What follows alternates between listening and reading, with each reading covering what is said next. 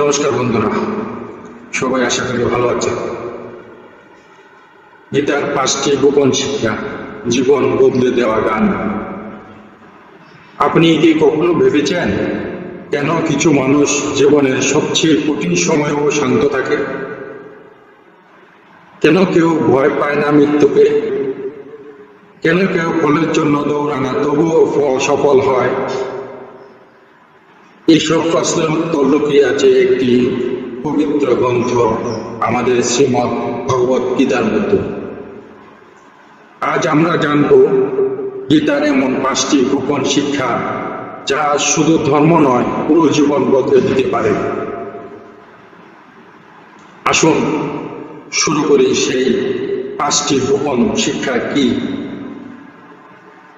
আত্মা অবিনশ্বর।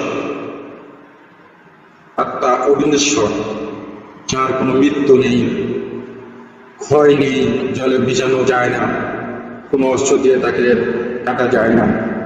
তাই গীতা বলে আত্মা কখনো জন্মায় না, আত্মা কখনো মরে না। শরীর ধ্বংস হয় কিন্তু আত্মা চিরন্তন। আমরা ভাবি মৃত্যুই শেষ, প্রিয়জন চলে গেলে আমরা ভেঙে পড়ি, কিন্তু গীতা বলে আত্মা কখনোই মারা যায় না। সে শুধু এক দেহ ত্যাগ করে অন্য দেহে প্রবেশ করে।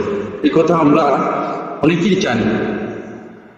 ঠিক যেমন আমরা পুরনো কাপড় বদলাই।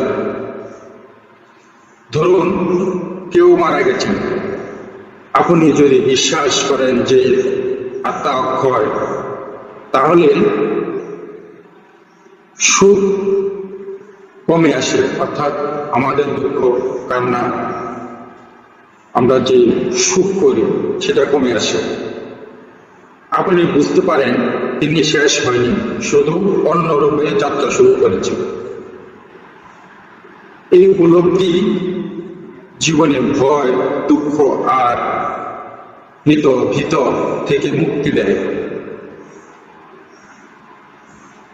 2, কর্ম করো, ফলের আশা নয়,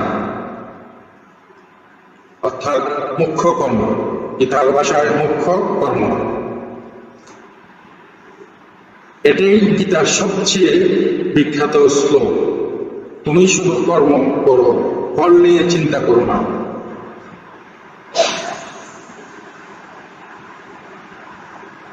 আমরা অনেক সময় ফল নিয়ে বেশি ভাবি। চাকরি পাবো কিনা, সফল হব কিনা, মানুষ কি বলবে, আরো বিভিন্ন কিছু। সত্যি হলো এইসব ভেবে আমরা দুশ্চিন্তায় ডুবে যাই। কিন্তু গীতায় বলে ফল আমার হাতে নয়, আমার হাতে শুধু কর্ম। ফল নিয়ে ভাবলে মন দুর্বল হয়ে পড়ে, শরীর অসুস্থ হয়ে পড়ে। বরং মনোযোগ দাও কাজের উপর, অর্থাৎ সৎকর্ম, সৎভাবে কর্ম করো, নিষ্ঠার সাথে কর্ম করো।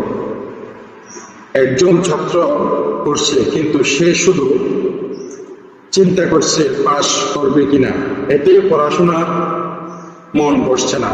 কিন্তু সে করে নিজের আনন্দে, নিজের দায়বদ্ধতা, সে সফল হবে। কিন্তু যে পড়ে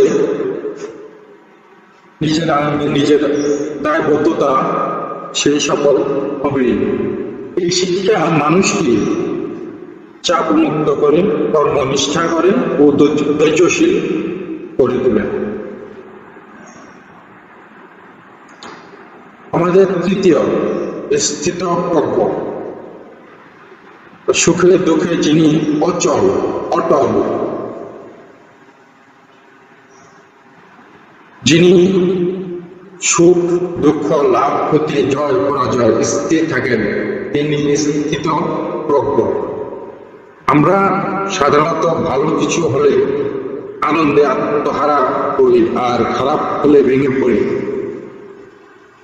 কিন্তু গীতা শেখায় জীবন ওঠানামার নাম। সুখে ও তুমি যেন স্থির থাকো, দুঃখেও যেন ভেঙে না পড়ো। সুখ দুঃখ সম জ্ঞানীকেই গীতায় জ্ঞানী বলেছেন। তাই একজন ব্যবসায়ী বারবার ক্ষতির পরেও হাল ছাড়েন না, আবার লাভে অহংকারীও হন না, তিনি স্থিতপ্রজ্ঞ। এই মানসিক ভারসাম্যই জীবনের প্রকৃত শক্তি। এই শিক্ষা মানুষকে মানসিকভাবে শক্ত করে, জীবনের বড় ঝড়েও ধৈর্য ধরে রাখতে শেখায়। চতুর্থ, ইন্দ্রিয়। যে নিজের বাসনা জয় করতে পারে সেই সত্যিকারের বিজয়ী, অর্থাৎ নিজের ইন্দ্রিয় সংযত রাখতে পারে সেই সত্যিকারের বিজয়ী।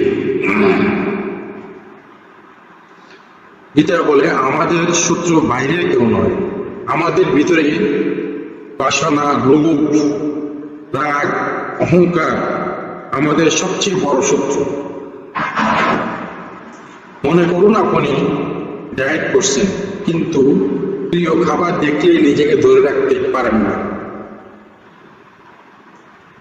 আপনি জানেন সেটা ক্ষতিকর, তবুও খেয়ে ফেলেন।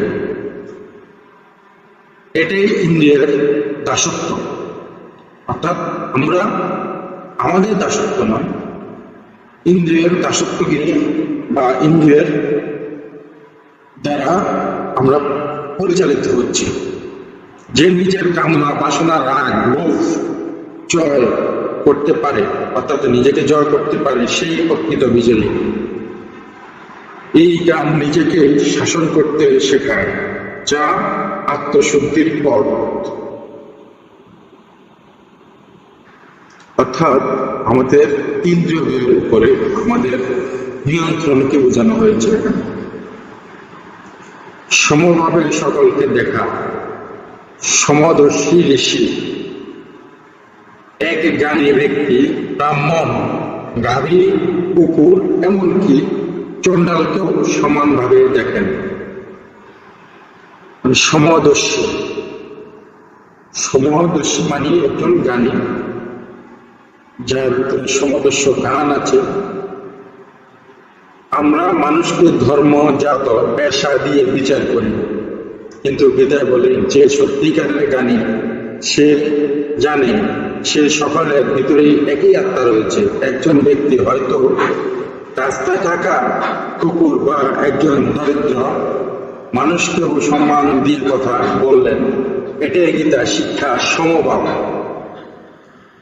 এই জ্ঞান আমাদের অহংকার ভাঙে এবং সত্যিকারের মানবতাবোধ শেখায়।